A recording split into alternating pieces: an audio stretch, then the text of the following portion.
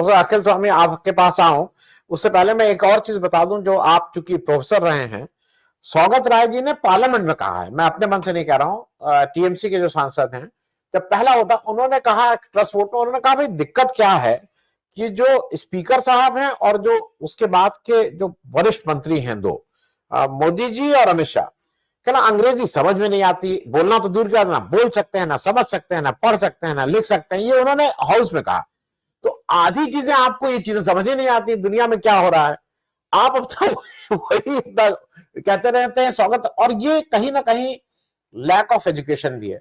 मैं सिर्फ एक चीज बता दूं, ये अजीब सी स्थिति इस देश की है कि इस देश का प्रधानमंत्री अब मुंह नहीं आंख नहीं मिला सकते हैं ट्रंप से, तो वो चीन नहीं, जहां ट्रंप जहां जहां जाएंगे अब मोदी जी नहीं जाएंगे। ये अच्छा माना जाता है कि अमित शाह साहब जो है वो आज तक विदेश नहीं गए हैं, वो आज विदेश नहीं जाते हैं। डोवाल साहब इसलिए नहीं जाते हैं कि उनके नाम से वारंट है। ये अजीब सा देश है।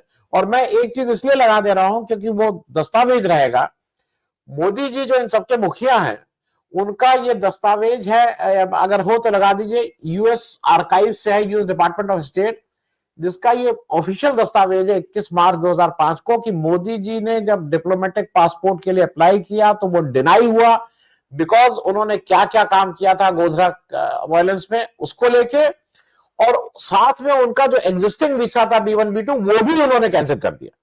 मैं सिर्फ ये बात इसलिए कर दे रहा हूं कि दस्तावेज के रूप में रहेगा कि मोदी जी और उनके जो साथी लोग हैं वो किस तरह की पॉलिटिक्स करते हैं। मैं इस बात पे इसलिए आपसे पूछना चाह रहा हूं कि स्पीकर का एक गर्मामय पद होता है, हमने इस पे एक से एक स्पीकर देखे हैं, इस पे सोमनाथ चटर्जी रहे हैं तो रवि रे भी रहे हैं, और ये लोग ऐसे थे जो अपनों को भी नहीं बख्शते थे।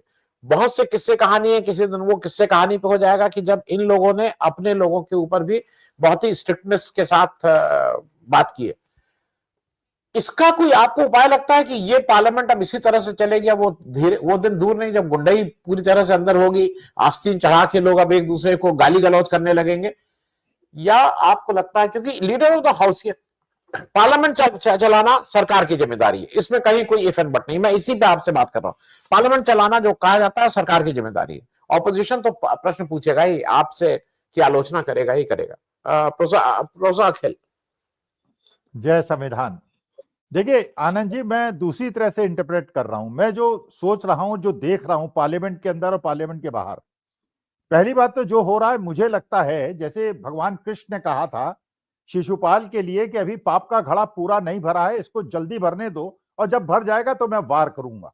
और मुझे लगा इस बार की डिबेट मैंने देखी, जय राम रमेश की भी मैंने सुना, कपिल सिब्बल को भी सुना, करीब करीब सब लोगों को सुना।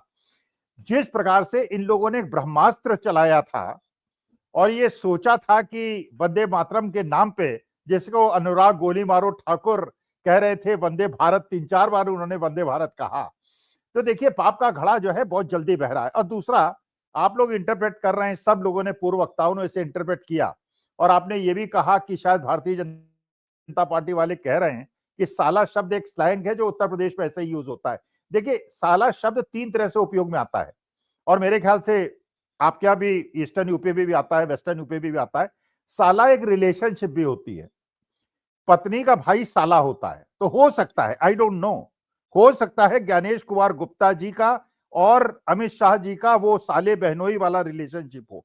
और दूसरा साले का शब्द होता है जब किसी को अपशब्द कहा जाता है, अच्छा ये औकात है इसकी, ये मेरे से आके बात करेगा। तो अगर इस प्रकार से एक संवैधानिक संस्था के लिए, क्योंकि अमित शाह ने तुरंत कहा था अगर आपको ये शब्द अनुचित लगे, और उसमें ओम बिरला साहब ने कोई टिप्पणी नहीं की, उन्होंने कोई रिएक्शन नहीं दिया, इसका मतलब यह है कि उन्होंने उसको अनुपयुक्त नहीं समझा। अब ये देखने की बात है कि वो साला शब्द जो था वो अपमानजनक था, वो गाली था, या वो रिलेशनशिप की अभिव्यक्ति थी, और उसको पता चलना चाहिए। लेकिन एक चीज बिल्कुल क्लियर है, जो जाल इन लोगों ने बुना था भारतीय जनता पार्टी वालों ने, कि अच्छा ठीक है चुनाव सुधार पे आप लोग बात कीजिए और हम लोग बात करते हैं वंदे मातरम पे, और जिस प्रकार से इनकी बखिया को उधेड़ा है अपोजिशन ने, और एक एक चीज, जयराम रमेश के बारे में बहुत सारे लोगों ने कहा, स्लीपर सेल भी उनको कहा, और मैं तब भी इस बात को मानता था कि ये स्लीपर सेल कहना किसी को भी बहुत आसान होता है।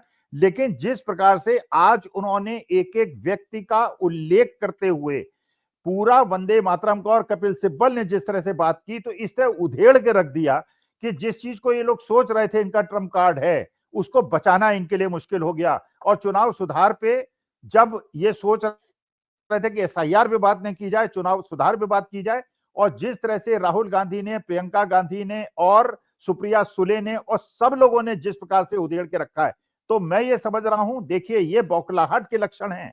संस्कार सबके अपने होते हैं आनंद जी। अगर आप संस्कारहीन लोगों से ये एक्सपेक्ट करने लगे कि वो संस्कार की बात करेंगे, तो ये मेरे ख्याल से अनपेक्षित है, ऐसा सोचना नहीं चाहिए। जो संस्कारवान है वो संस्कार की बात करेंगे। अब रावण के संस्कार तो रावण के संस्कार हैं, दुर्योधन और दुशासन के संस्कार जो हैं वो उनके संस्कार हैं। तो देखिए, भगवान जब किसी की बुद्धि को हरता है तो किस प्रकार से उसको गलत दिशा में ले जाता है और उसका पाप का घड़ा जल्दी भरता है। तो मेरे ख्याल से वो समय आ गया है, क्योंकि इस बार के पार्लियामेंट सेशन में ये सोचा जा रहा था, और अमित शाह जिस तरह से बोल रहे थे वो गलती पे गलती कर रहे थे। और जो राहुल गांधी ने चुनाव सुधार के मामले में 3 बिंदु उठाए, अब असली जो मुद्दा है वो 14 तारीख को डिसाइड होगा। आनंद जी, मैं आपको सूचित कर रहा हूं, मैं और मेरी पत्नी दोनों जा रहे हैं। हम अपने देश के संविधान लोकतंत्र को बचाने के लिए जा रहे हैं। लौटेंगे कि नहीं लौटेंगे नहीं पता, क्योंकि ये जिस प्रकार की सरकार है ये कुछ भी कर सकती है। लेकिन अपने देश को और बाबा साहब के संविधान को बचाने के लिए मैं और मेरी पत्नी 14 दिसंबर को रामलीला ग्राउंड जा। जी जी। प्रोफेसर आपसे आपसे एक छोटा सा एक प्रश्न है हमारी एक दर्शक का। प्रोफेसर अखिल स्वामी सर, ये बीजेपी का पाप का घड़ा कितना बड़ा है, कब ओवरफ्लो होगा सर? आप ही से पूछा जा रहा ये है। तो देखिए, इनका पाप का घड़ा जो है बहुत बड़ा है, क्योंकि ये पाप ही करते आए हैं पिछले 100 साल से।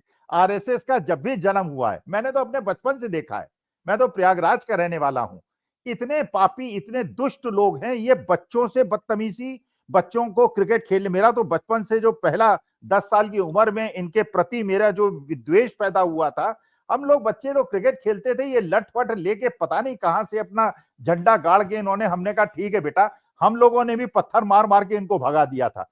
ये दुष्ट प्रवृत्ति के लोग हैं, इनका पाप का भड़ा बहुत बड़ा है। लेकिन मुझे ऐसा लगता है कि अब देश की जनता की आंखें धीरे धीरे खुल रही हैं, और जिस प्रकार से ये अपने स्तर से नीचे गिरते चले जा रहे हैं, इसी तेजी से गिरते रहें, जिससे हमारे देश के अंदर लोकतंत्र और संविधान दोबारा स्थापित हो। जी प्रोफेसर अखिल, मैं चलते चलते एक आपसे एक बहुत छोटी टिप्पणी ले लूं। जो मेरी सूचना है उसके अनुसार ये वंदे मातरम सिर्फ मोदी जी की जिद थी। उनके पास, उनको ये लगता था कि उनके पास एक ऐसा तुरुप का इक्का है कि वो उसमें से निकालेंगे और बिल्कुल वेस्ट बंगाल का इलेक्शन स्वीप कर देंगे और ऐसा ऐसा बताएंगे। और वो इंसिस्ट किए कि अगर भाई ये पैकेज डील होगी कि एसआईआर पे अगर आप बहस, चुनाव सुधार पे बहस करेंगे तभी, मतलब हम तभी कराएंगे बहस अगर आप इसको वंदे मातरम को। इसका कोई औचित्य नहीं था। और वो मोदी जी को, मुझे कभी कभी लगता है ना, उनके पास लोग भी वैसे ही हैं, झूठ पे झूठ, झूठ पे झूठ। इन लोगों के झूठ बिल्कुल, मतलब जैसे कहते हैं ना, कोई एक जो शायद जो पेड़ के पत्ते बांध के घूमते रहते हैं वो भी नहीं बचा है, इतने नंगे हो गए। तो क्या ये उसकी वजह से अमित शाह इतने उद्वेलित हैं कि, मतलब ये इतने बौखलाए हुए हैं कि इनका जो तुरुप का इक्का था वो अंधे मुंह गिर गया। और जो कहते हैं ना कि बंकिम दा अलग गले लग गए इनके, वो बंकिम दा करके बस मोदी जी को ये कहना रह गया था कि बंकिम दा उनके घर कब आते थे गुजरात में उनके बाबा के पास मिलने, और उन्होंने ने बताया तो उन्होंने आनंद मठ लिख दी। अगली बार अगर यहाँ नहीं रुकते तो बंगाल इलेक्शन आते आते वो आनंद मठ को बता दिए होते कि कैसे उनके घर वालों ने बताया था लिखने के लिए। ये क्या बौखलाहट इस वजह से है कि ये पूरा जो प्लान था वो आधे मुंह गिर गया है? देखिए आनंद जी, एक सिल्वर लाइनिंग मुझे दिखाई पड़ रही है, क्योंकि वास्तविकता ये राजस्थान के अंदर जो आपने देखा कि जिस प्रकार का किसानों का आंदोलन खड़ा हुआ, जिस प्रकार से डिस्टिलरी की फैक्ट्री को अपने ट्रैक्टर्स को तोड़ा, तो डर तो धीरे धीरे खत्म हो रहा है, और यही संकेत है।